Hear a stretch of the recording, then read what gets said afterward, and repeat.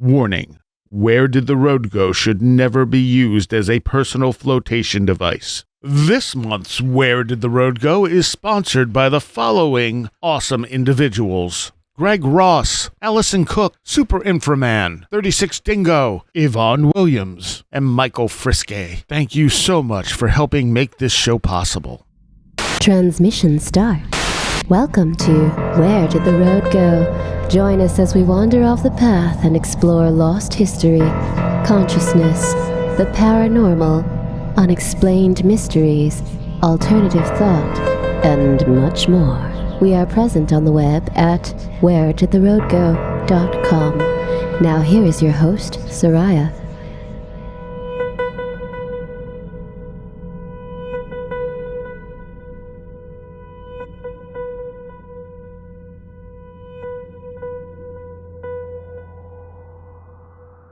Welcome to this edition of Where Did the Road Go? And tonight I am joined for the first time by Hugh Williams. How you doing? I'm doing fine, Saria. I'm absolutely fine. Thank you for having me on.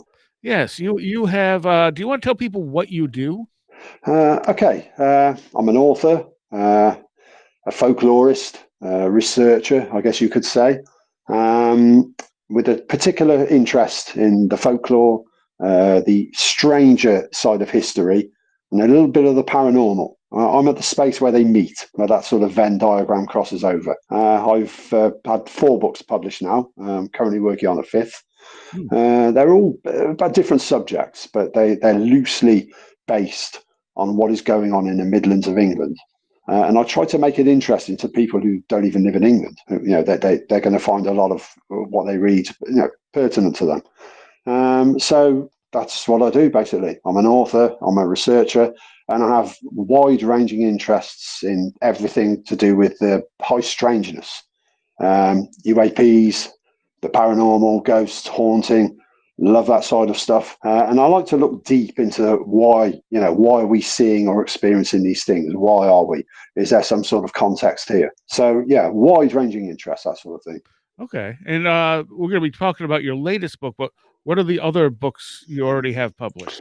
Okay. The first 2 were The Mystery of Mercia, volumes 1 and 2. Mercia, the old name for the Midlands of England. It was the old Saxon kingdom, the Anglo-Saxon kingdom of Mercia. At one time, it was the most powerful kingdom in Britain. But it's basically the Midlands counties. And the name Mercia translates quite literally as the borderlands, the border fields.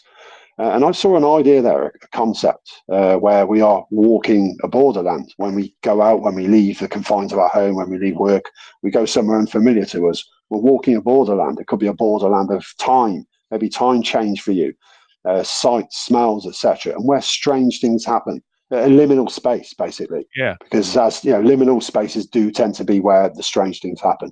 Right. And this got me going on that. So I wrote. It was basically a series of walks around the region. Each chapter had a different county. And then I did it again because you can't fit it all into one book. And then I wrote The Magic of Mercia, which was a history of witchcraft and magic in the Midlands, because I feel that not enough attention had been given to what had been going on in the Midlands, Worcestershire, Shropshire, Herefordshire, Gloucestershire, these kind of areas. So I tried to give the reader a kind of a timeline of how witchcraft developed in England with a particular view to the Midlands and how it ended. And then my latest book is The Horn of Mercia. I've always had a kind of bee in my bonnet about the wild hunt and its many alleged leaders. Who are these figures? What are they? Because around my home county of Worcestershire, some of your listeners may find that difficult to pronounce, but at least they can hear it. But Worcestershire, we have a lot of these sort of lone huntsmen who ride in the skies. We have Harry Canab, who rides a white bull through the skies at the behest of the devil. He's going out hunting for wild boar, but he'll pick up humans if he can get them. We have lots of them. We have Callow. We have the jovial hunter. We have lots of them. And then I heard whispers that Herne the Hunter, who Shakespeare brought into the world, or brought into the public's imagination, how Herne the Hunter may have lurked in some form amongst the folklore of the Midlands, especially Worcestershire. So I began looking into this, and there was quite a lot to it. So I decided to research and write a book about it and share what I'd found. So I'm basically telling the story of the Wild Hunt, how it began, well, what it is, who are its leaders, how did this belief begin, what is it? And then I've laid out a theory of where I'm not the only one who's come with this theory, but it's the one I think fits it the best, looking at the evidence, how the Wild Hunt came into being. It's quite a story. And then another look at Shakespeare, explaining how he could have possibly got the idea of Herne the Hunter from a brief stay he had in the county of Worcestershire in a small village where he soaked up some of the folklore there and then woven it into his story. And then how Herne the Hunter became this famous figure. I mean, modern pagans, Wiccans, all sorts of people they revere Herne as almost as a deity. So I've tried to look into how did that happen? Where on earth has this idea come from? What does he mean to people today? So that's the Horn of Mercia for you, and it's out now. Okay. And how did you get interested in this stuff? All my life, I've been interested in this sort of thing. But I have to give credit to my mother. Every time we went out, she brought us up almost single-handedly. Every time we went out for a walk or driving the car, she'd be pointing over, to a hill or something. Say, "Oh, that hill over there was where so and so was hanged, a highwayman or something." Or she'd say, "That street down there, that's haunted by whatever." But she wouldn't say it in a sort of "Oh, you should be afraid," and that be careful. She just said it in a kind of a folkloric sort of way. This is the law of the land. And I noticed that all throughout my father's side of the family, they had this way of talking as well. "Oh, we call that hill the hill of, something happened on there. There was a battle there. There were ghosts there. There's this, that. Oh, why are you all doing this thing? Oh, it's a custom, So I was kind of brought up steeped in that sort of thing. And also I'm a child of the 70s and 80s. We call us the sort of the scarred for life generation, because a lot of the TV, books, comics and things like that were quite hard. There was a lot of sort of violence and supernatural things on TV and movies in the 70s and 80s. Yeah, and it kind of stuck with me, that sort of thing. So, yeah, and then I guess during the lockdown, like a lot of people, you've probably heard this a lot, I thought, I'm going to look into this. I want to start doing something, make this a hobby. So I began, when the restrictions allowed it, I went off hiking and looking for some of these places that I'd heard about and trying to get there when there's nobody around. And not in the middle of the night. I'm not waving, EMP meters about or anything like that. I'm just going there, look at the lay of the land, soak it in, experience it, talk to people who live there. What do they think of this place? What have they heard? And then go home and then do some hardcore research on the place. And then I began cataloguing these places. I wrote it all down, took pictures, documented it. And so my partner suggested to me, you may as well write a book about it. So I did. Yeah, and the social media's done really well. I have a Facebook page, which really took off. So yeah, it's I'm trying to make something of it.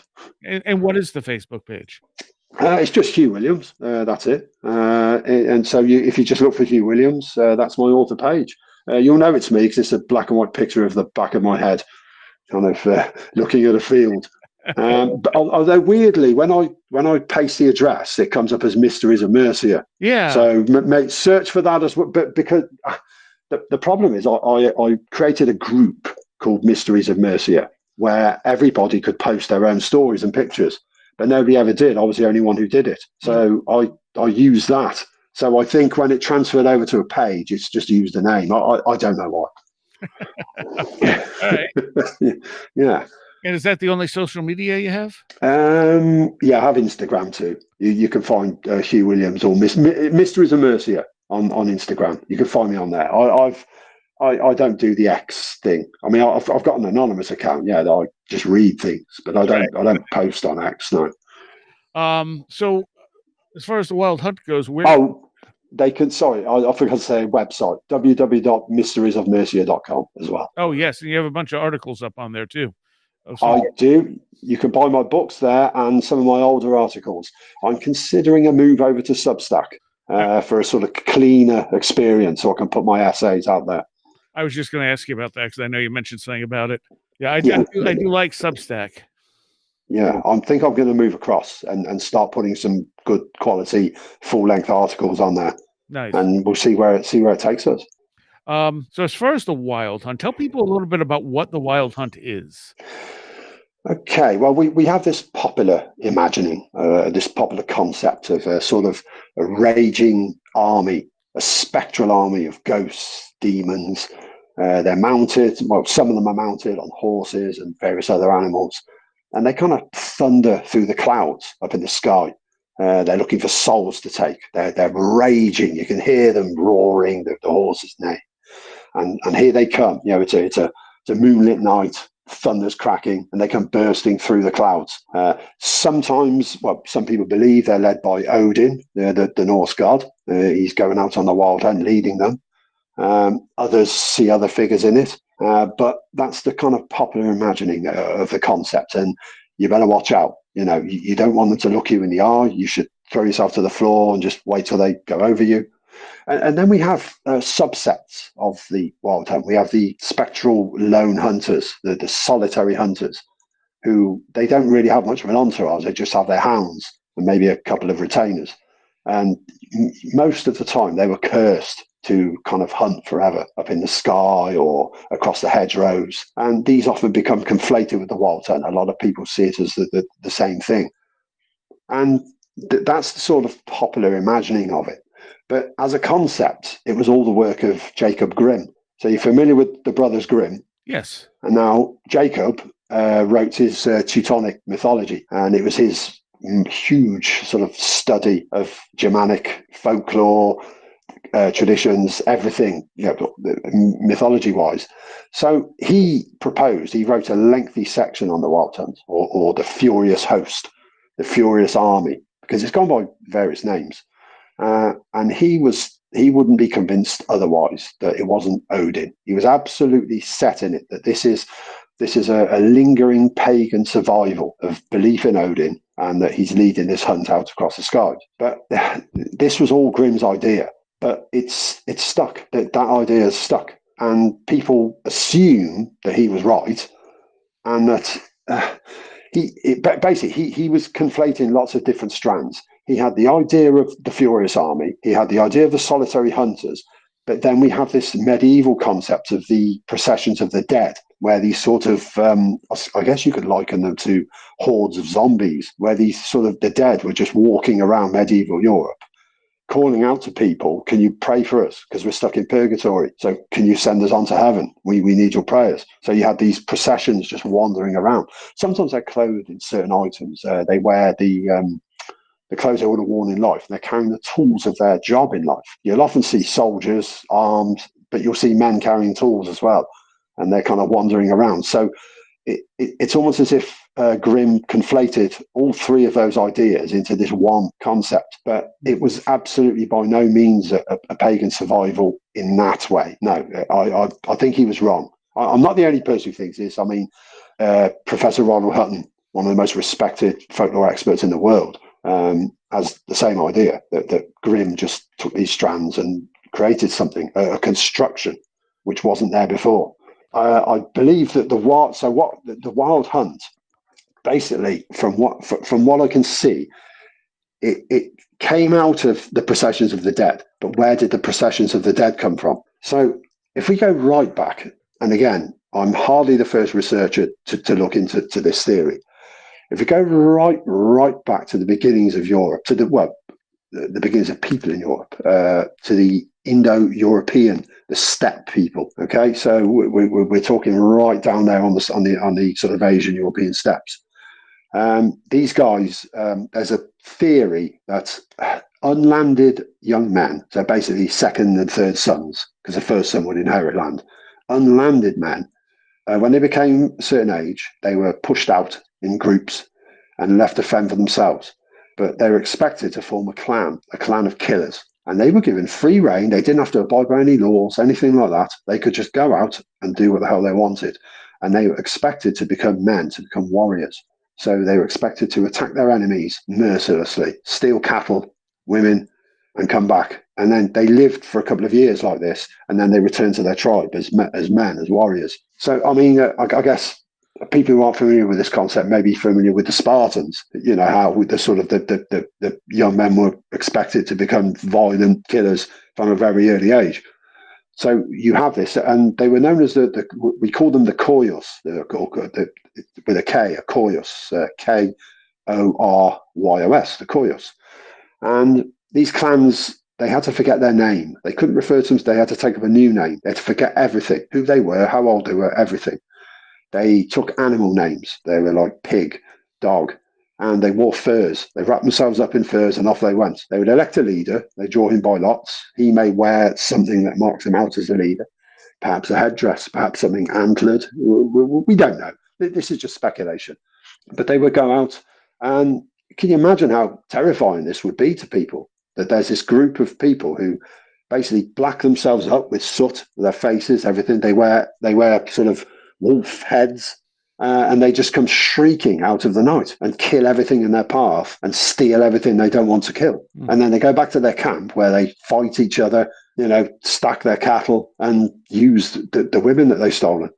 They were complete monsters. Now, this tradition seems to have continued through various phases, through different cultures. And it made its way, from what I can see, from material evidence, when we follow archaeology, we can see that the berserkers in the Ulfhednar, the Viking berserkers and the Ulfhednar, the elites, they were probably the very, very last strand of the Koyos. That was their last sort of twilight, their last gleaming, because they'd gone from being a large force to be reckoned with to just individual psychos, basically, who could be switched on and off to do, because, they were used like artillery or something. Oh, get 3 berserkers, put them over there. Get 3 off at Ulfhednar. So, and we know that the Ulfhednar would wear wolf skins. They identified that's the other thing. The Koyos had totem animals. They were wolves, boar, bear, sometimes dogs. But we found some evidence that part of the ritual of them becoming the Koyos was that they had to kill their pet dog and then eat it. Yeah, I know, and they had to eat it too, because they had to prove that they could switch their heart off and just become black-hearted. So there's some evidence in Russia. They found a pit with thousands of dog and wolf bones, and curiously, the nose, the snout, seems to have been chopped into these same size sections. So they may have carried with them as totems this wolf snout. So you've got these wolf warriors, these boar warriors, these bear warriors moving across Europe, and it's leaving a scar on the collective memory, on the folk memory, the ancestral consciousness of the people around them. No one's going to forget them. So as they kind of move through and they become berserkers, etc., they found their way to England. Archaeology, we have this figure. They call him the spear dancer, because we have this. He's been found on things from the Viking area. He's found in Anglo-Saxon material culture, grave goods. It's basically a fellow, a human shape. He's wearing a helmet with horns on it. Now, I know they said Vikings didn't have horns on their helmets. Well, they did in this case. So he's got these big horns reaching up, and each horn terminates in either a snake or a bird. We can't really tell what it is. And he's holding a spear in each hand, and then his legs are waving like he's dancing. So this guy appears on helmets, the Sutton Hoo burial, the most famous Anglo-Saxon burial in Britain ever. On the helm there he is. There's pairs of them. They often come in pairs, and they got these big horns. And we're seeing this fella move all the way across. He appears on a lot of Anglo-Saxon jewelry. So it seems as if it would have been a big deal if you could say you were linked in some way to this cult. Perhaps you had an ancestor. Perhaps you had an ancestor who was a berserker, or who was, an elite wolf warrior. So you would wear this on your sword, your dagger, your helm, or whatever, to show that link. Now, as the Anglo-Saxons arrived in Britain as pagans, but as they Christianized, we see it disappear from the archaeological record. So you can clearly see the pattern there that's happened. And then we start seeing monks, bishops, clerics. They start denouncing this idea and they start bringing in this thing of the dead, this procession of the dead. And they're saying that, these are soldiers who did bad things. They're in purgatory now. They'll probably end up in hell. You could pray for them, but if I was you, I'd avoid them. For instance, there's an entry in the Anglo-Saxon Chronicle where it reports that a new bishop arrived at a monastery, and the monks reported a wild hunt, a procession of black-faced, monstrous, half-human creatures, like apes, came riding horses in, blowing hunting horns, and they had monstrous hounds with them. So that's one of the earliest sort of descriptions of the wild hunt. And then we have Orderic Vitalis, who was an Anglo-Saxon monk who moved across to France after 1066, after the Norman invasion. And he wrote this incredible account that somebody told him of a monk, a priest, rather, who was caught out in the countryside on one dark night by a procession coming towards him. And they had a leader, they had a big giant guy wielding a club who seized him and said, "You're going to stand there and you're going to watch this." And then we see this cavalcade of evil-looking knights come past, but then we see all these different people who are sort of going through torment. They are paying for their sins. They're going through this long procession. And there's another example of the procession of the dead. And he referred to them as Hurlershin. They were Hurlershin's gang. Now this Hurler, this name continues through, because a fellow called Walter Mapp, who was a courtier, he worked for Henry I. He basically, I mean, this is about where are we talking? This is about 70 years after the Norman invasion. He wrote a collection of stories to be told as entertainment in the court. It was called Trifles of a Courtier. But included in there were these 2 or 3 stories of the wild hunt, and with this thing called the Hurler thing. So now it's coming back again. But he actually wrote a story about it, because he says this King Hurler was out hunting one day, and he encountered a dwarf riding a goat, who said, "Listen, why don't you come to my wedding? Because I'm going to get married soon, and I'll come to yours. Simple deal. And then we can be friends, allies." And King Hurler said, "Yeah, okay." So the dwarf came to Hurler's wedding, but he brought all his retinue with him, and they did all the work, everything. They brought food with them, drink, everything. Everybody said, "Well, wonderful bunch of guys," and off they went. So a year later, King Hurler has to repay the favour, and the dwarf meets him, and he says, "I'll show you the way into our kingdom." And they go through this cave system, and they come out in this big sort of underworld, and they attend the wedding, and it's fantastic.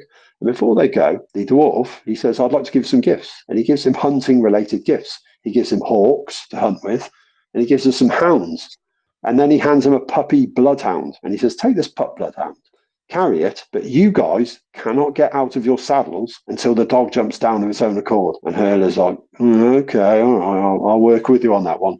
And off they went. So they come out into the open world, and they see an old man walking, and they think everything's a bit strange here. It doesn't seem like the real world. And they call the man over, and they say, "What news is there? Can you tell me about my queen? Has anything happened?" And the guy doesn't know what he's talking about. He said, "I can't understand you." Said, "I'm a Saxon, and you're Britons." So it turns out that 200 years had gone past while they were in the underworld. And one of the men jumps off his horse, and he crumbles to dust because he hadn't waited for the dog to jump down. Oh. And this dog never ever jumps down. That's their curse. Hurler just cannot make it drop. So they spend the rest of their days as the wild hunt. They become this skeletal, evil, sinister hunt, just plodding round. They're armored, they're a retinue, but they've got hawks and dogs too. And they're just terrifying people, riding round and round and round England, until eventually, after a couple of 100 years, they were last seen sinking into a river. And that was the last thing anybody heard of them.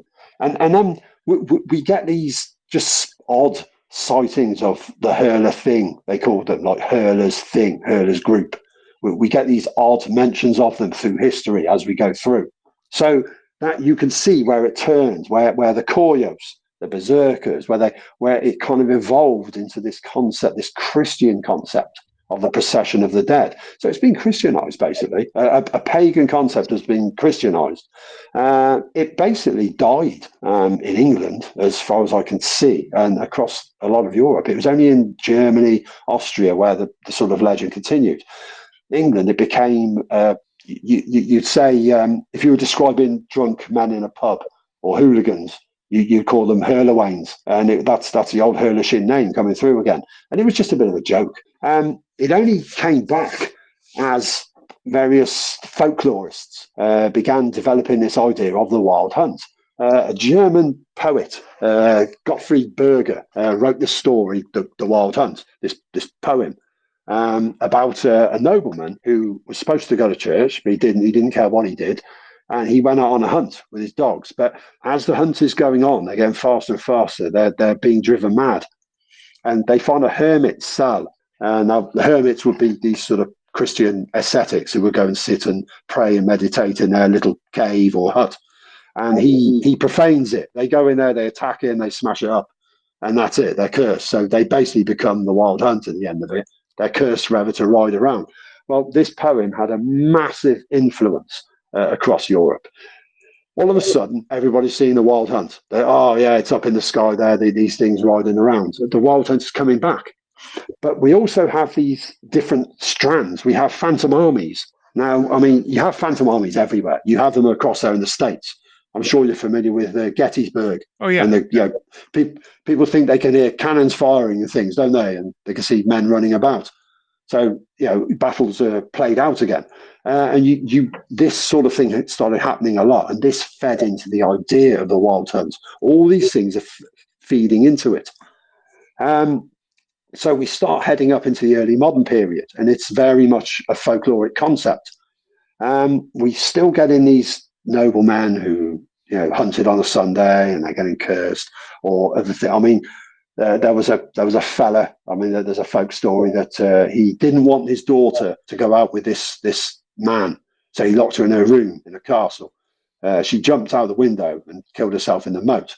So he felt so bad, he went and hung all his hounds from trees in this wood, and then hung himself. And they rode again as the wild hunt. So you got these sort of dead dogs, and this fellow Peter Corbett, and Peter Corbett, interestingly, was a real person. He was attested in real life, and he was a sort of a wolf hunter general, because they really did not like wolves in medieval England. They wanted rid of all of them, because agriculture was everything, and sheep were everything, and wool was everything. They were taxing wool hugely.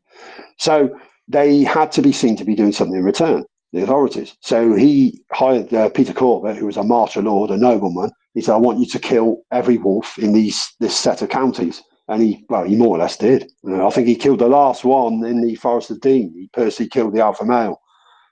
So that's why we don't have wolves in England, because they were all hunted during the medieval era to protect the sheep. That's it. But that was Peter Corbett. So it's suggested that maybe it was for his sin of almost wiping the wolves out that he became this hunter up in the sky forever. It's interesting. But then we get these odd characters coming from the side. And we get Shakespeare. In 1597, well, we think that's the year he wrote it. He wrote his comedy, The Merry Wives of Windsor. And in it, he has his character Falstaff. Just very quickly, it's just Falstaff is a fat, over the hill, and broke knight who kind of he sets a scene. He's going through, he's trying to swindle people, and he's always looking for women he can romance, and he can rip them off, take their money and whatever. So he moves into a little town, and he sets his sights on two women. Well, they find out, they compare notes, their husbands find out as well, and everyone decides to, let's get our own back on this Falstaff. So the women invite him for a threesome, and they say, come and meet us at Hearn's Oak. And like, what's Hearn's Oak? And then she explains, oft have you heard, say, since Herne the Hunter died. And they talk about Herne the Hunter is this figure, he has antlers on his head, he swings a chain, and he walks around this vast oak tree, and he blasts the cattle and ruins the crops, and he's a terrifying thing. So the women say, why don't you come dressed as Herne the Hunter? It'd be a bit of a thrill. It's a bit ridiculous, really, but so he does. And he's waiting there under this big oak tree for them to turn up. But they turn the tables on him. They all come dressed up as fairies and elves, and he thinks that's what they really are, and he's terrified. And at the end of it, they all have a good laugh, and then they go off to eat. So it seemed as if Shakespeare invented this Herne the Hunter, but the name Herne, when you look at it, it's a Germanic in origin, and it kind of Herne means sir, Mister in German, in Danish. And it also relates to military matters. But the here is the modern German army, and the Herne is a sort of an officer. So that name Herne is very interesting. But there's another version of the Merry Wives of Windsor where he calls him Horn, the hunter. So we got these horns again. And this is going back to the Koyos. And I'm thinking to myself, how on earth could the Koyos, how could the Berserkers be linked to William Shakespeare? This is ridiculous. How could you make a connection? So I can only hypothesize that Shakespeare, because there's a tradition that Shakespeare stayed in a Worcestershire village called Earl's Common for a few months because he was lying low for some trouble. And I looked at it, yeah, he was having trouble. In 1596 was a terrible year. His son died for a start. There's the new film out about that now, I believe, Hamlet, the A24 movie. So Hamlet died. We don't even know if Shakespeare went to the funeral. We don't know much about what he was doing. Only if his signature appears on something or there's a mention of him written somewhere. And he was having trouble down in London. They closed the theatres because there was a plague, so he wasn't making much money. And he had an adversary because he had the equivalent of a restraining order brought against him by a very vindictive and nasty justice of the peace. So it would make sense that Shakespeare would leave London and go and lie low somewhere. Now, it's often said that he really didn't like married life very much. So it's not such a hard thing to believe that he may have laid low in this village for a while because he had connections to the area as well. One of his best friends, John Hemming, came from the area, exactly where Earl's Common is, and may even have had lands or a house there. So I'm hypothesizing that Shakespeare picks up some folklore from the area. Now, when you look at the place names around there, we have Hornhill Wood. Now, but it wasn't Hornhill Wood in Shakespeare's day. It was more like Hernhill Wood. And then there's a vast oak tree up there called the Temple Oak. It's related to the Knights Templar. Now, I'm not bringing the Templars into this. They're absolutely nothing to do with it. But it was a Knights Templar preceptory. So the big oak tree that was at the centre of it is known as the Temple Oak. It's huge. It's gigantic. Today, you could fit about 6 people in it. In Shakespeare's day, it would have been vast as well. It would have been fully grown. So there you've got this big tree. So there's a lot of stuff matching up to it, to sort of confirm that, do you know what? Shakespeare could well have written the Merry Wives of Windsor here. So he's picked up this folklore, this Herne the Hunter here. So I then continue to look into lone huntsmen around the area. And then there are lots of them. There are folk songs about the jovial hunter, this fellow who went out hunting giant boar. We have Harry Canab, who rides across the Lickey Hills on a white bull, the devil beside him hunting wild boar. We have this fellow called Callow. We have lots of them. And then there are other interesting things. Like, for instance, there's a little church, there's a medieval church in a village just outside called Ribsford.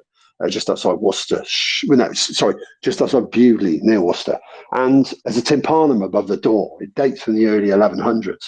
And it's got what appears to be a hunter taking aim at a monster. He's got his bow and he's kind of drawing it back. And there's a little hunting hound jumping up at him. He's wearing a helmet and he's drawing his bow and aiming an arrow at this bizarre creature. It looks like a cross between a fish, a bird, and God knows what else.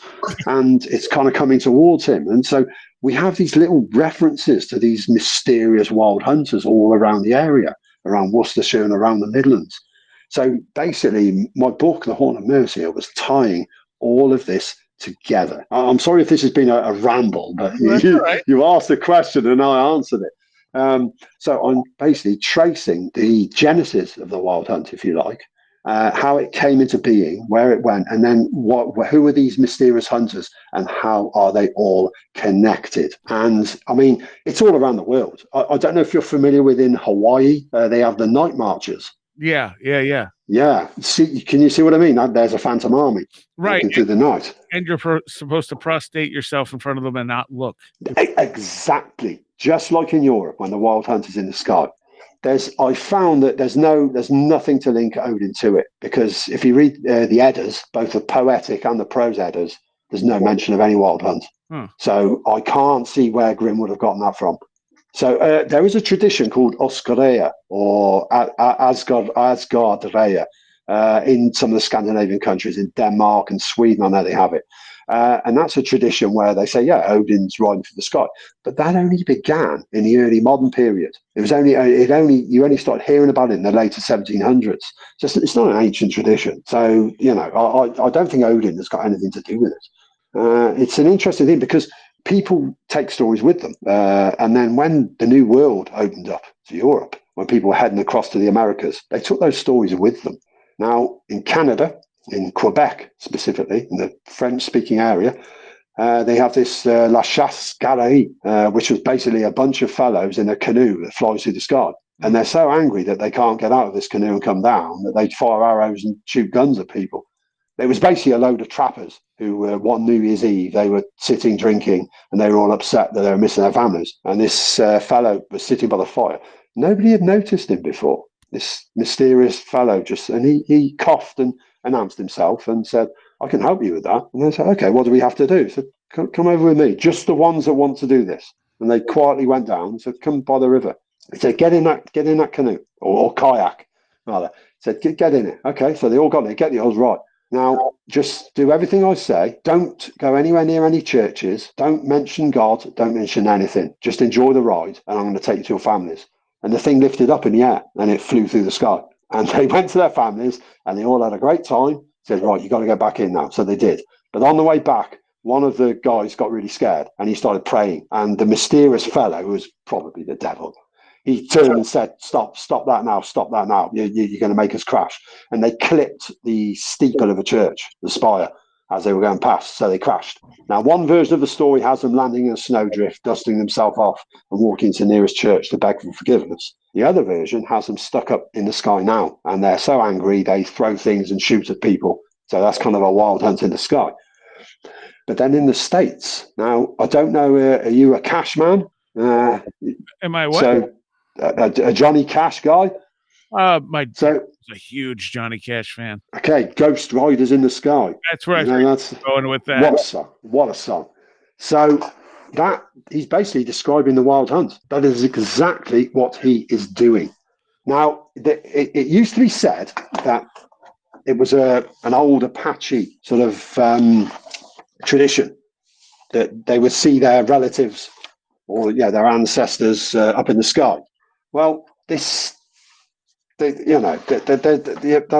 not what the Apache believe at all, because they generally avoid the dead until it's their time to go. So what you're seeing there, if you analyze the lyrics and you look at them and what it's saying, it's sort of cowboy, change your ways today or with us you will ride.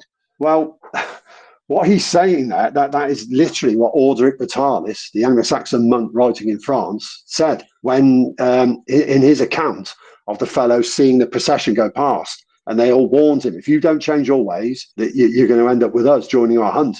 And that's what Ghost Riders in the Sky is saying. So that folk memory is with us all the time. It's an amazing thing. And but if you look at the stuff from Hawaii, doesn't that trace back a lot further? Yes, it does. Yeah. No, I'm not suggesting that the night marchers are anything to do with European tradition. No, it's just that I think that's more of an outlier. I mean, here it is. I mean, the lyric from Ghost Riders in the Sky, it's sort of, if you want to save your soul from hell, I can't do Johnny's voice, a riding on our range. Cowboy, change your ways today, or with us you will ride. Okay? So if we look at Orderic's account, correct your life wisely, for it is stained by many vices, and you must know that it is not long enduring until you ride with us. It's the exact same thing. So we are seeing this brought across to the New World too. Would you say that this has become sort of an egregore where it manifests now as a thing because so many people had postured belief into it? Interesting question. Wow. I hadn't thought of it like that. Because I guess you could ask that question about a lot of folkloric concepts. Yeah. Have you made this thing real by believing in it? If we believe it hard enough, will it appear? Yeah. I mean, it's almost as if there could be a presence in the hedgerows, in the fields, in the forests, this rustle. But I guess for an egregore to live, people have to believe in it. Right. If people abandon that egregore, I've only sort of read sparsely about egregores and things like that, but I believe that they tend to sort of fade as people stop believing in them or bothering with them. So I think that's probably the case. But the Wild Hunt, I don't think it's believed in literally in many places now. It's more of a folkloric thing. But that's great because modern pagans, Wiccans, Asatru, those sorts of things. They see Herne the Hunter as their horned god. He wasn't a horned god. He's made up. He didn't exist. He's just made up. He's just a literary concept. But because there were some authors who were writing during the middle of the 20th century, Margaret Murray in particular. Margaret Murray, I mean, very, respected woman. She did great work in archaeology, Egyptology. She was a woman working in very much male-dominated worlds. It was tough for her. She deserves respect. She was president of the Folklore Society, etc. But good God, she wrote some rubbish. I mean, a lot of what people believe about witches today, about witchcraft, is down to her. Right. And they won't be told otherwise because, oh no, I read it in this book. Yeah, it was Margaret Murray's God of the Witches, or the witch cult in Western Europe. She was basically looking at accounts of witch trials and taking what the statements literally. So she just believed what they said. So if an old lady who had been tortured would say, oh yes, I went and I met the man, he had a dark face in the field and he had horns and he said to me, I'll do this. So Margaret believed, obviously there was a man wearing a mask with horns. It was obviously a pagan cult. And there's just no evidence whatsoever to prove that. There weren't any pagans in medieval England. Really? People, well, no, because the problem is people often conflate folk customs with paganism, and it's not the same thing. Okay, so if a tradition grows up outside of the church, outside of Christianity, you could technically call it pagan, but it doesn't mean you're not worshipping a pagan god. You're not revering a deity. So it isn't really paganism. It's just a folk custom. That's not the same thing. And there was this belief that, I say Miss Murray and others, Robert Graves as well, he's another one.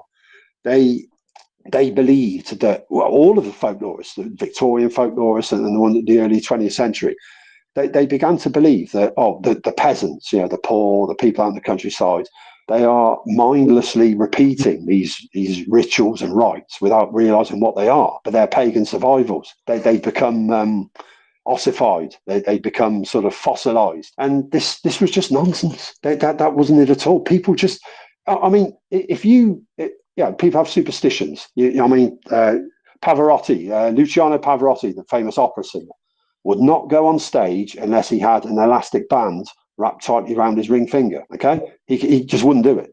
So that's his superstition. Well, that's not Christian, but you wouldn't call it a pagan custom. But that's the kind of thing that they were doing. Anything that was outside that they couldn't understand. If shepherds counted their sheep a certain way, they used certain words, or they would steer the sheep round clockwise, not anti-clockwise. Oh, it must be a pagan survival.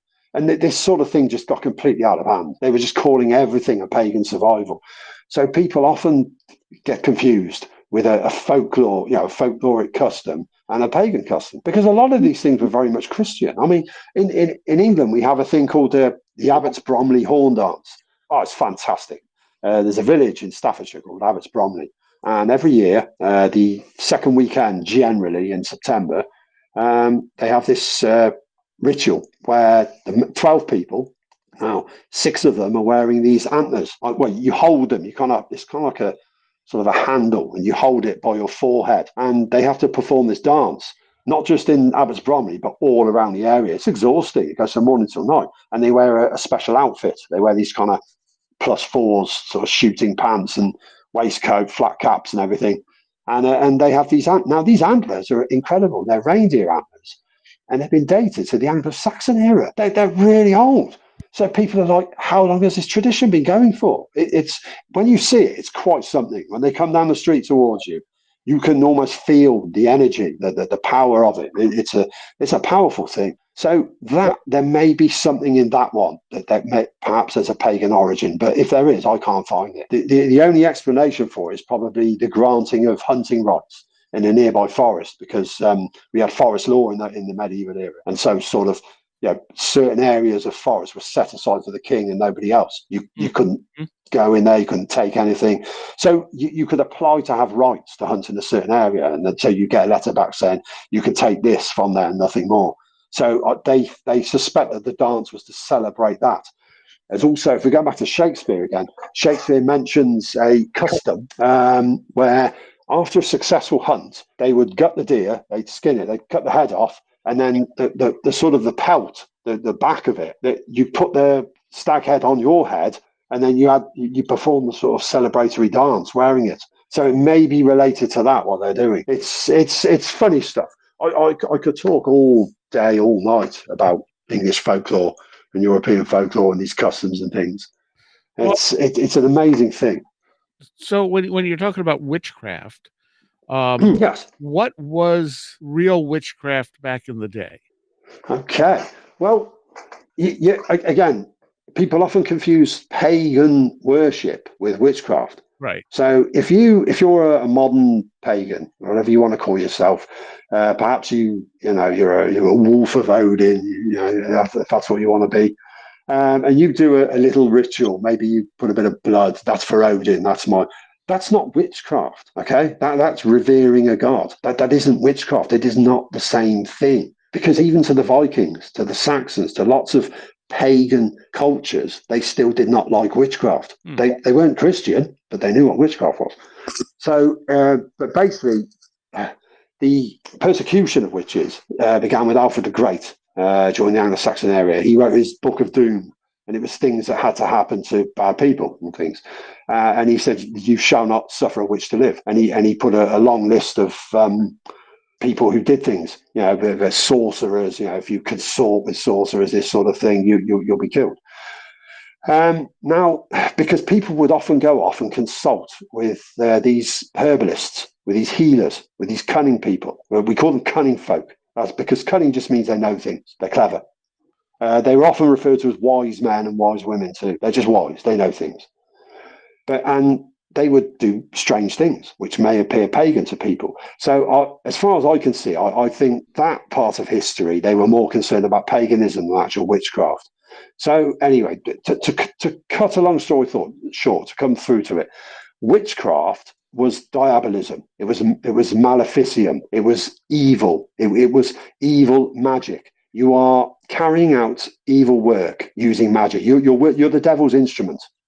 It's entirely Christian, okay? It is, and if you were a witch, was an insult. Nobody called themselves a witch. You didn't say go and see your local witch. The so-called healers, they weren't witches. These were the cunning folk. Every village, every town had a cunning person. And if you were stuck, say something was stolen, or something was lost, or something bad was happening, or you were ill, go and see the cunning person. Go and see the wise man, the wise woman, or the billy, the nanny. Go and see them. So, and no one had a problem with it because those cunning folk were Christians. So, yeah, this is it. They went to church the same as ever, because a lot of the charms, they invoke saints. They don't invoke, Woden. They don't invoke any. They invoke the saints. They were entirely Christian. Their charm, and they were tolerated. So, if you believed that a witch was out to get you, who would you think you would go and see? You go and see the cunning man. And the cunning man would help you get that witch. And very often, when they arrested the witch, the cunning man or woman would help them to prosecute them and convict them, because nobody knew, people before the witch hunters sort of came along. The professionals, the witch prickers, this sort of thing. Nobody knew what to do. How do we examine a witch? How do we prove somebody is a witch? We better go and ask the cunning man because he's wise and he knows these things. And he would come along, and they came out with all sorts of ideas. The watching one was the most common, where they sit the old lady or the old man in a chair, and they near a fire, preferably, and they just make them sit there for nights and days, and they watch them. And if anything living came in that room and went near them, so it could be a fly, it could be a flea, a mouse. I mean, in those days, during the 1600s, there are a lot of mice and rats running around. Right. So you've got, people have thatched roofs, don't they? They're full of mice running around and straw roofs. So that something probably would come near her, and they say, that's a familiar. There you go. That's Satan talking to her, because witches were satanic. That's it. They didn't say, "Oh, look at you with your pagan arts healing people. You're a witch." No, they did not do that. They did not say that. That's nonsense. It, most people accused of being witches, I'd say 99%, were not anything. They were just regular people. They didn't do anything. They were just accused of being a witch. I mean, you look at across in the States, Salem, the witch trials. They were just regular women and men. That was it. They were just these ridiculous, ludicrous claims that I can't believe anybody got behind, really. But they didn't have a cunning person to consort with. Puritans didn't really like healers and cunning folk. It was not that they thought they were satanic or anything. They just didn't trust them. They didn't like it. Their kind of attitude was it's in God's hands. Right. What happens? You shouldn't be interfering. So they did. But this was a fact that the cunning folk, the healers, that is a total myth that they were persecuted in England, Wales, Cornwall, most of Ireland. I can't speak for the States so much, but I have read of quite a few sort of healers and wise women who would help people, and they weren't generally persecuted because people would go to them. Right. So but they were church going. They were Christian. They used saints in their charms, and they took part in the persecution of witches. They didn't put a sign outside the house saying witch, because a witch was an insult. You're a witch. That's a bad thing to say. You don't don't say that's allowed. If somebody hears that. So and another myth is it was all the patriarchy. The men of England got together. Let's get the women. That wasn't really the case, because it was very much a patriarchal society. Absolutely, there's no women just did not have anywhere near the positions of power the men had. Right. Yeah, they were trying to make that, but they did what they could within the power that they had. Now, I'd say, I mean, I'm being I'm rough around the edges here, but just an average, roughly, I'd say 8 out of 10 accused witches were accused by other women. So you can't say it was men getting women completely. Yeah, men were handing out the sentences. Absolutely. That's, I mean, how can you sit there and have somebody hanged for? And plenty of men were arrested for being witches as well. Right. That happened a lot. I mean, we know there were a couple at Salem. We know that. I mean, the parson was hanged at Salem. Well, no, but he was pressed to death, wasn't he, under the board? The parson. So he had the worst death. Right. So there's another one. Witchcraft didn't work out how people said it was. Scotland was a bit different because they had these absolutely tyrannical, crazy laws. They allowed open, unlimited torture. Torture was supposed to be illegal in England. You couldn't use it. You had to ask for a warrant to use it. You had to ask permission. And only then, when it was treason and things like that, serious crimes. So what they did other things. Like they'd use sleep deprivation, starvation, that sort of thing. Yeah. Or an easy way is just throw the old lady in prison, because you throw in the jail, because they were literally dungeons in those days. They were freezing. They were full of disease, bad food, if you had any, because you had to, outside people had to bring your food in. All the jailers would do was keep you alive. That was about it. So everyone's just sitting in this big room with a hearth, just shivering, and starving. And the elderly ladies just couldn't hack it. They say, let me out. I'm a witch. I admit it. I'd rather die. And this happened a lot, these poor ladies. I mean, there was one ridiculous case where a lady was accused of being a witch. And the cunning man suggested, he said, leave her with me. And he went and got a pair of shoes. And they were brand new leather shoes. And he soaked them in water. And then he put them on her and laced them up. And he had her sit by the fire. And what happened was they shrank as they dried. So, and she was in agony. She's like, get these things off. But the people didn't know that. They just see this woman shouting at her feet hurt. And he's like, look, she's a witch. She must be. Admit it, and I'll make it stop. Because she thought that the cunning man was using magic on her. It's crazy, because the cunning men used magic. They didn't hide the fact they're using magic. But as far as they were concerned, it wasn't evil. It wasn't the devil. It wasn't Satan doing it. So it was fine. Right. Maybe that's where the idea of white and black magic came from. But that's more of a Victorian thing. Because after the Enlightenment, I mean, we had the Witchcraft Act, 1736, I think.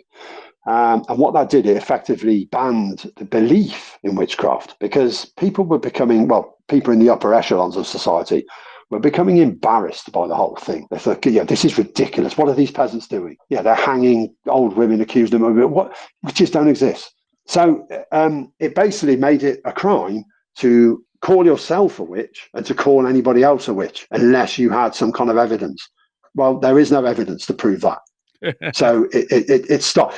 Now it still went on. There were lynch mobs. There were all sorts of things because we had the swimming as well and the ducking. Now people get confused with that because the ducking stool was nothing to do with witchcraft. It was a punishment. You could be ducked for being a witch, but that wasn't how they proved you're a witch. Yeah, they swum you, so you kind of had a legs and arms crossed over, thumb tied to a toe, and then the opposite thumb tied to the other toe, and then they'd lower you into the pond, and they'd have a rope looped around your waist. And the idea was that if she floated, that was the devil trying to save her, and if she sunk, but there's this myth that they all died because they let them drown. That wasn't really the case. I mean, it must have been a nightmare for the person, but they hauled them out. If they saw, look, they sunk, just haul them out. Because they don't want them to drown. They want to hang them and make a public spectacle of it. That's how it went. There was one close to my home in Worcestershire. The pond is still there. A lady, Joan Bibb, was accused by the local vicar of being a witch, but only because she was in a personal dispute with him. They appeared to despise each other. And he said, yeah, that's a witch. And she said, I'll tell you what, I volunteer for it. You can swim me. And they did it. She passed it. And she said, do it again. And they did do it again. And then she went home. And she was like, this is horrible. How can they get away with this?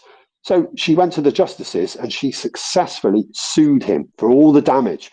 She ended up getting paid, I think it was the equivalent of about £20,000 today. And this ruined the vicar. He left the area. He was financially ruined. So that was pretty cool. The pond is still there today that Joan Bibb was swimming. Yeah, it's crazy. Ducking was a completely different thing. Ducking was the stall, and that was to do with public humiliation. You were led through the streets, everyone cheering and throwing stuff at you, attacking you. It didn't always end in the ducking. Sometimes they just sat on the stool and they were hoisted and they were just led around the town or the village. They called it the Skimmington Ride. It could also be called cucking, the cucking stool. Nothing to do with cuck like we use that word today, but it was more to do with cack, meaning to poo, basically. It was so you're on a toilet. Yeah, they would get a toilet stool and you had to sit on it and they led you around. It's humiliation. It's community justice, basically. It's the community. We've had enough of this person. We're going to do something about it.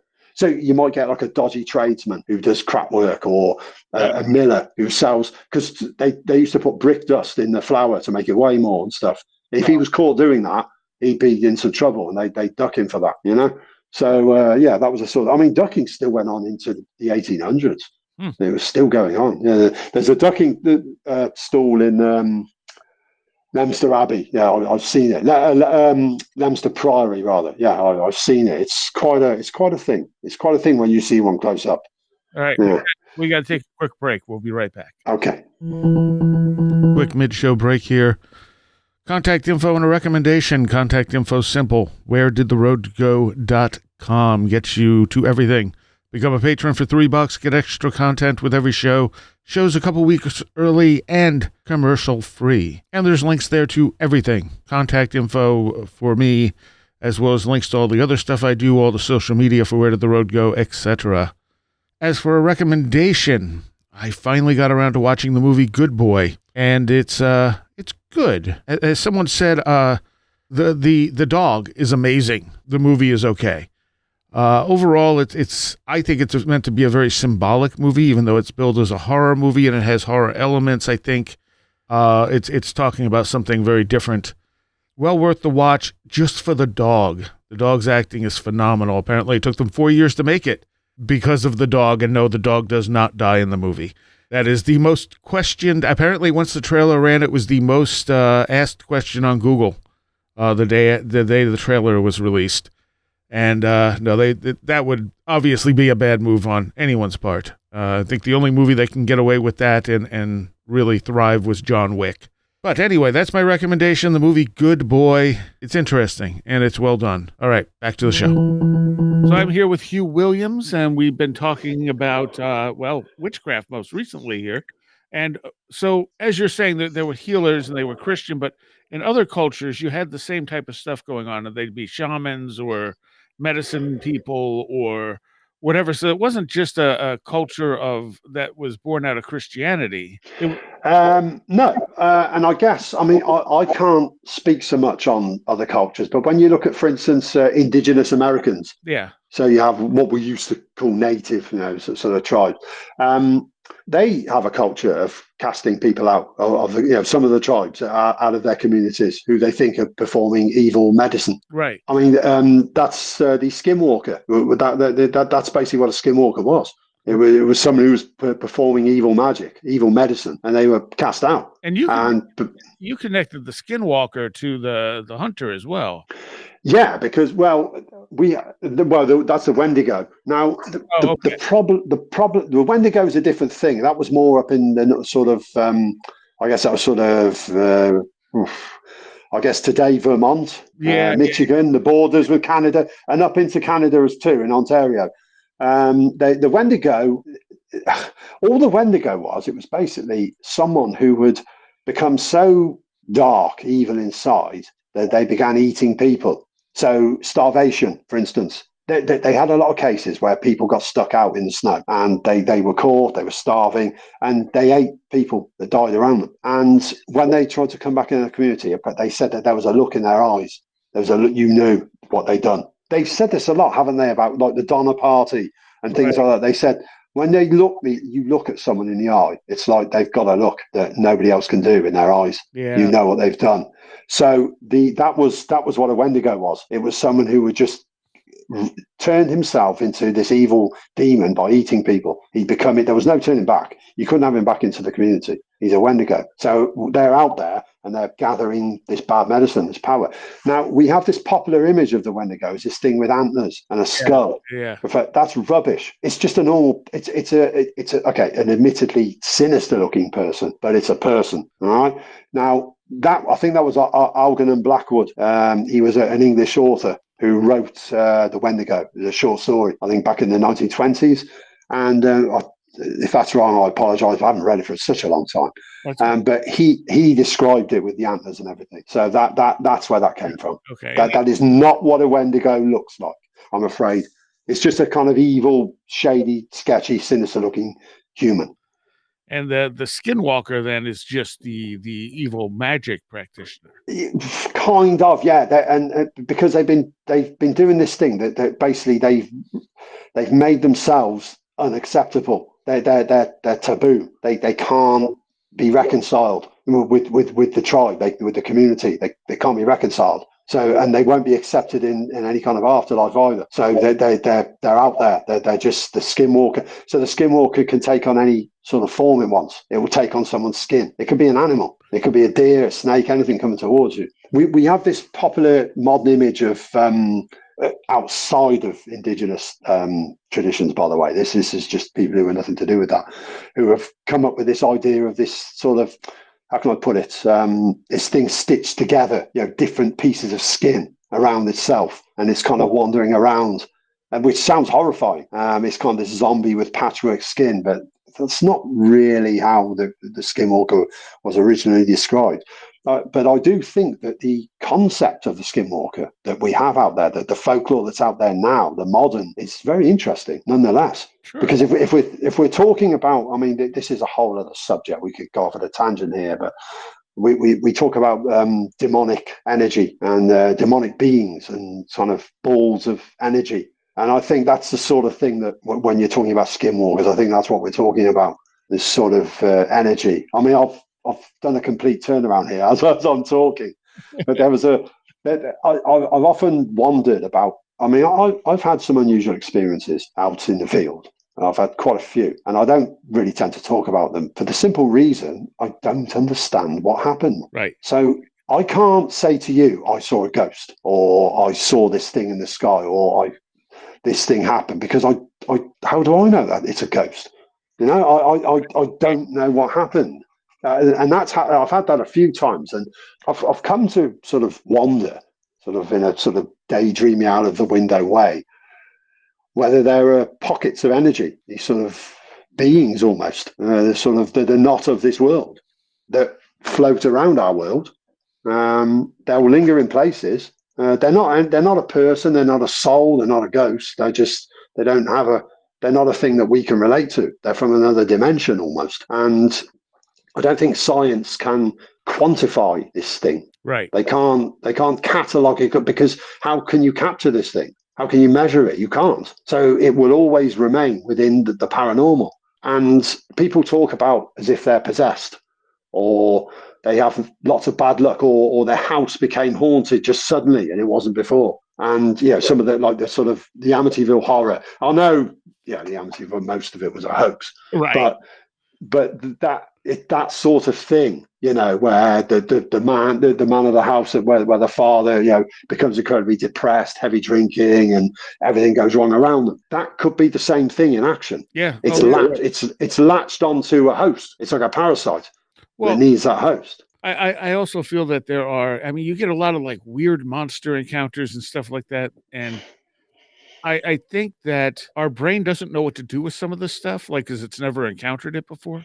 So, like, our brains work off almost like a reference. It's like, oh, well, this must be this because it looks like this. But when you're, say, wandering through the woods and you encounter something that you have no place card for, your brain goes, well, I don't know what that is. And things I don't know are scary. What else are scary? Well, monsters are scary. And suddenly you're seeing a monster or you're seeing a Bigfoot because your brain is just interpreting this weird energy. And now you're scared and you're feeding into that. And it goes badly, That's it. That is exactly it. We try to frame everything within our own understanding. Yeah. Now, and also culture too. Culture has a role to play. We build cultures around things. Right. The idea of the haunted house, the idea of a specific person haunting a specific spot, that sort of thing. That's ghost stories. Okay, ghost stories have been around forever. It wasn't a ghost story in the Epic of Gilgamesh, I believe. Even it's as old an idea as that. That's just somebody who died came back. Okay, so but I really don't think that people, when they're experiencing things in a house they say is haunted, I don't think it's not a historic character or person. I think that's quite presumptuous to assume that. Oh yeah, absolutely.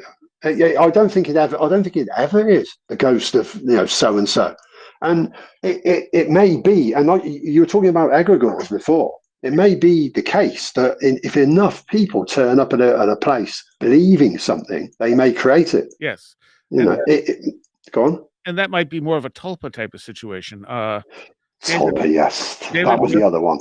David Weatherly talks about a ghost at a plantation down south that tons of people have taken pictures of, have witnessed, et cetera, et cetera. She has this whole history. And when someone finally went and researched it, the woman never existed. Yeah. Are you talking about that, the lady who kept calling the police saying that her son had died? And then she said he came back and he was living with her as a tulpa or something. No. It was in the house, wasn't it? It was a plantation and it was a woman. Oh, okay. Yeah. And I don't remember the details because it's been years since he told me that story. But the point is, like, it was not someone who ever existed, but enough people believed in it that it seemed to take on its own form. Oh, good God. That happens so often. Somebody will tell me a ghost story, and I know before they've even finished it that it's nonsense because that person never existed, nor did the place. We're bombarded every day in social media by these AI pictures and AI text underneath them. It's just chat GPT just making some garbage up. People read it, they take it in, they think it's true, and that's it. You can't stop that. But going back, are you familiar with that? I think it's from the 1970s. There was a lady who lived alone in a house, and her son died, but somehow he lived on, and it was quite a famous case. And they said this is evidence of a real life tulpa. She created it. She created an altar in his room, wanting him to come back, and he did, because when she died, somebody called the police to let them know, and there was nobody in the house. And the operator said it was a boy's voice. Now, but they looked into it, And they found out that the house never existed, and nor did she. So that there you go. That even some of the most famous cases are nonsense. Oh, yeah. And we got to take it on the chin. You've got, okay, yeah, we got it wrong. You have to.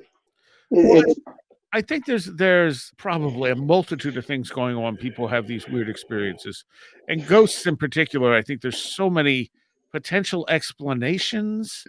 For instance, like when they do psi research in labs, they find that the things that have the best results are stuff that have emotional impact.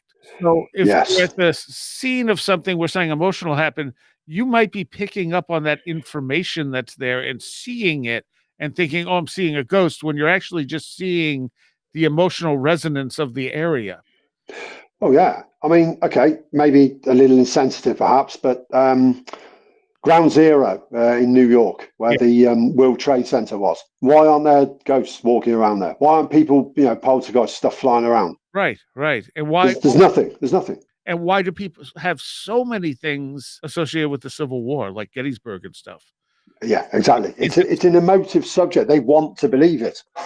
Well, it could be something in the environment too that leads us to having weirder experiences, and we just associate it. We call, the place card we put on it is, oh, well, this is Gettysburg. This was the Civil War. Obviously, yeah. You're Civil War soldiers.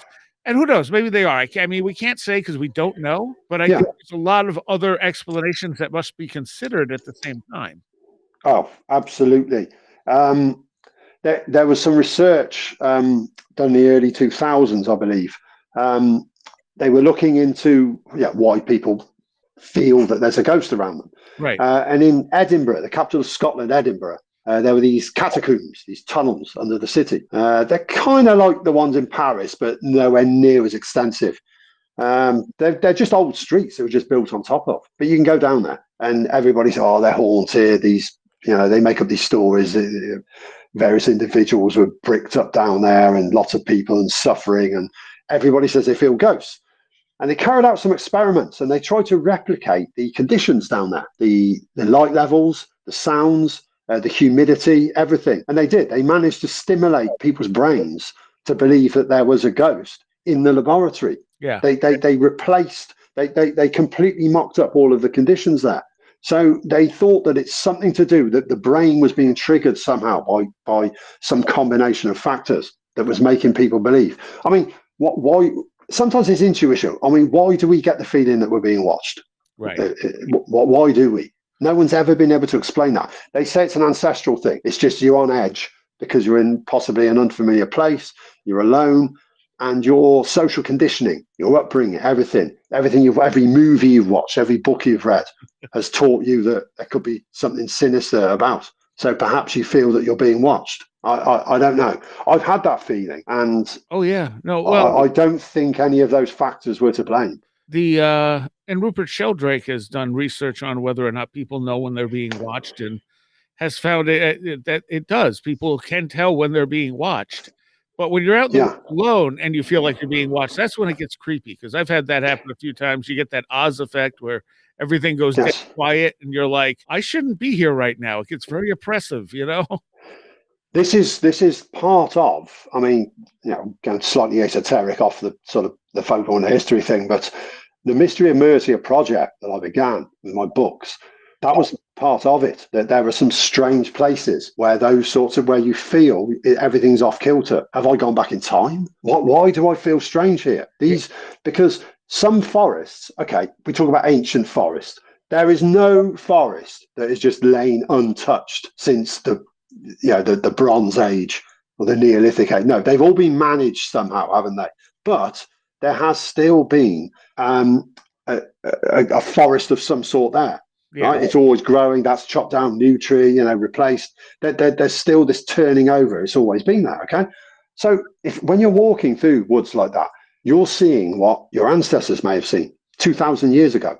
So you've almost time traveled. When you can get away from the cables, from the telegraph poles, the sound of traffic, you get right in deep in the countryside, and all you can see is nature around you. There are no houses, no paths, no tracks, nothing.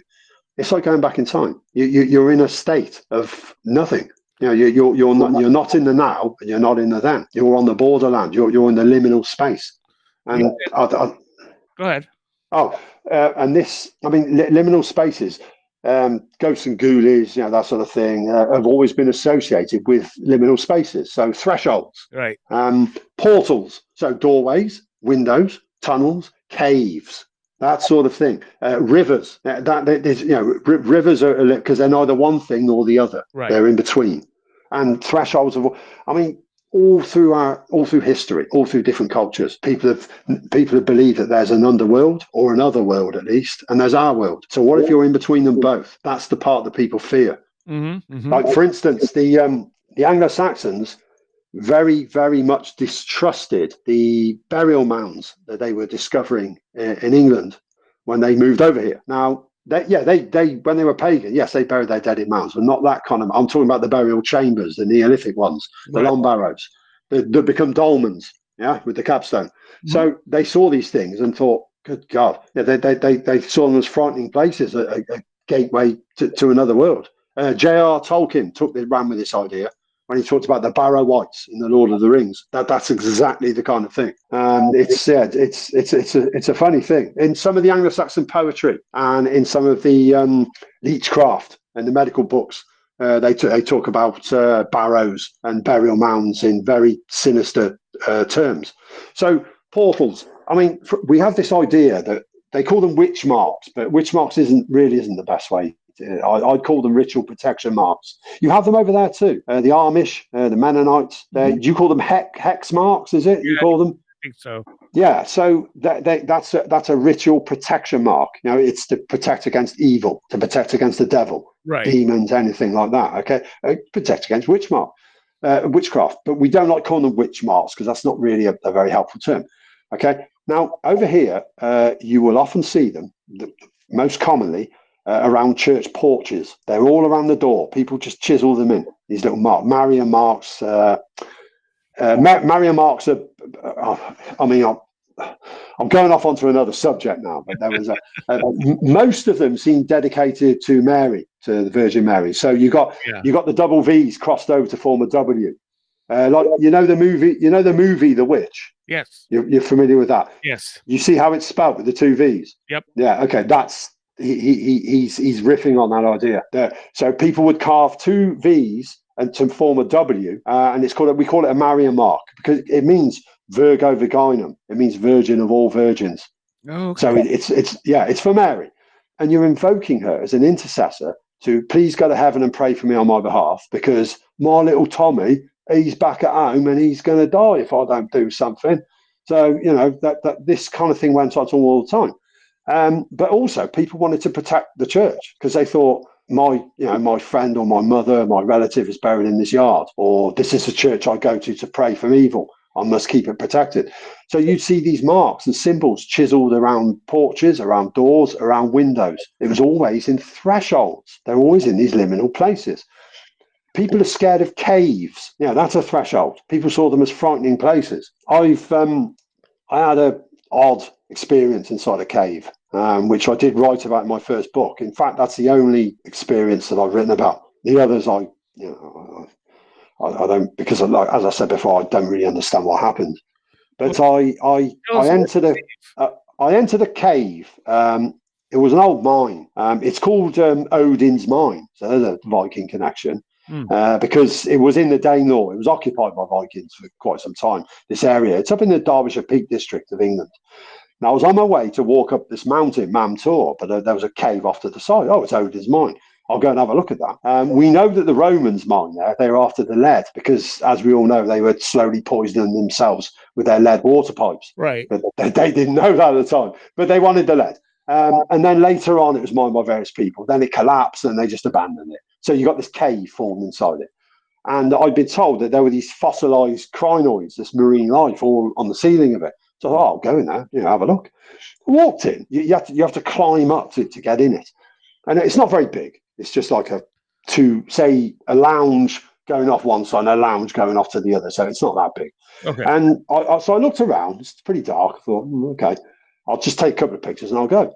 So I took one picture with no flash and I did another with flash, but I didn't really look at the screen. I just pressed it. And as soon as that flash went off, there was a sound. Now, I was alone in that cave, but there was a sound of rocks, sort of like you hear in a movie when somebody goes in the mine and those kind of noises. Yeah. But there's no mining going. There hasn't been mining going on for hundreds of years. And there was just something in that clanged and kind of banged. I jumped out of my skin. I don't mind admitting it. And I turned and I literally jumped out of the cave. I didn't climb down. I jumped into the air. I landed on the grass and I just laughed to myself. I thought, you prat, what, you're jumping a shadow. It's ridiculous. I mean, if no one was around, I would have slapped myself on the head. So I thought, put it behind you, whatever it was. And I carried on walking up the mountain. And I had a terrible time. It was as if something was on my back, like weighing me down. And I became very depressed. It was raining, but it doesn't matter. I had all the gear on. And I just felt awful. I had no energy. And I thought, I'm going to get to the top of this, have a look at these mounds, and I'm going home. Mm-hmm. So I sat back down and still felt absolutely awful. So I flopped into my car and I started feeling better as I kind of left the area and drove off. Really hard thunderstorms all the way home, lightning, everything. I got home, hot bath, all of that. And, have a look at the pictures I've taken today on my phone. And I stopped dead. I looked at the two pictures that I had taken inside the cave. And the one with the flash, there was a sort of a shape. It's almost like a feline, a cat, upon its hind legs, with the sort of tail behind it. And it's kind of like waving its paws like that. And I just studied this thing. I'm looking at it. And I'm like, what am I seeing here? And I couldn't. So obviously, I'll try to be practical. Look, it must be a shadow. Yeah, shadow of what? Something has to throw the shadow. Then I thought it's moisture. It must be water that's soaked into the rock, and it just looks like it's not really a shadow. It's just moisture in the rock. So I just told myself that and carried on. But I can't get rid of that idea that something was announcing itself to me in that. Well, you said you took one without the flash. Could you see anything in that one? No. Okay. No, nothing. But it was just on this. I put a picture of it in my first book, and I just kind of, I'm not going to say that it was a thing. I can't name the thing. I don't know. It's possible that something made itself known to me. Yeah. And it kind of stayed with me. I mean, I shook it off. I felt awful. I felt depressed, tired, everything after that. It was really strange. I have had other strange experiences, but I don't understand them, so I won't talk about them until I do. So we are out of time. We'll do a Patreon segment with you, but again, tell people where people can find the book and you. Okay. My website, www.mysteriesofmercia.com. Or if you want to, go to lulu.com, the bookseller and publisher. Look for the Horn of Mercia. You'll find it there. And you'll find my other books there too, if you just click on my name. Go to Facebook, find Hugh Williams, the page, not anybody's personal page. You might find it as Mysteries of Mercia. Yeah. So find that. And you can find me on Instagram, Mysteries of Mercia too. All right. And real quick, what's the next book going to be about? Probably going to be a Mysteries of Mercia 3 to wrap it up. The final dark corners of the Midlands and the strange stuff that's in them. That's what I've just begun work on now. Well, thanks for spending this time with us, and we'll do a Patreon segment, but thank you for coming on. Thank you so much, Sarai. This has been fantastic. Thank you. I want to take a moment here to thank all of my Patreons. Without you, this show would be hard to sustain. So thank you all.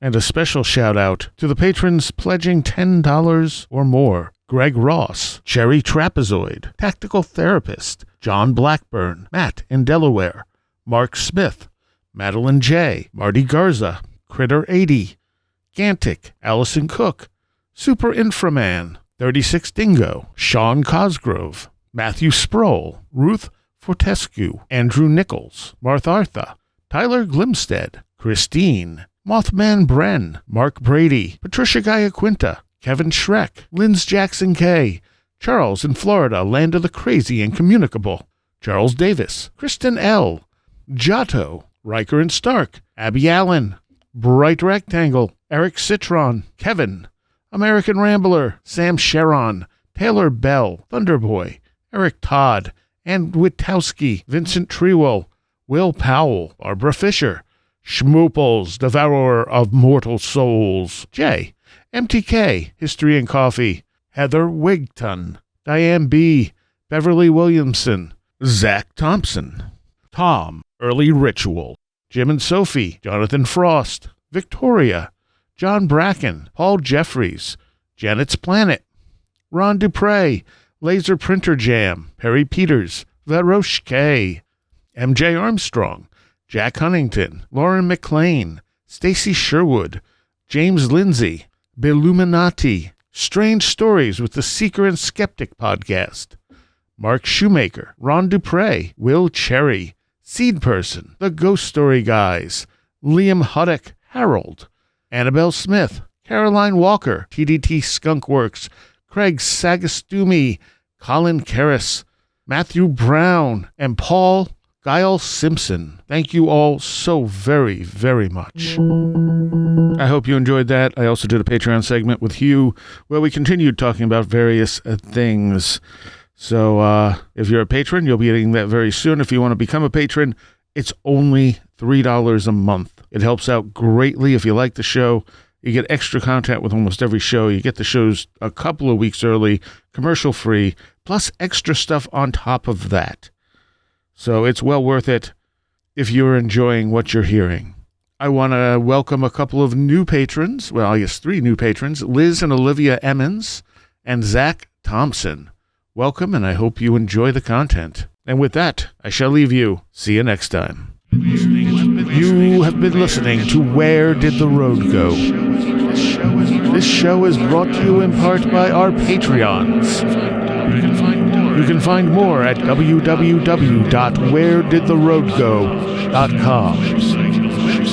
Website designed by John Tudor. The intro for this show was reimagined by Andrew Ham, a.k.a. Lord Happis on Spotify.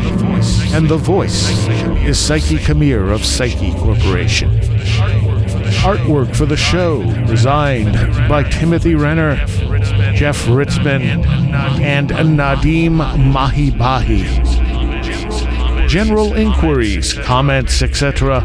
can be directed to contact at wheredidtheroadgo.com. Thank you all for listening and for all the support. www.wheredidtheroadgo.com.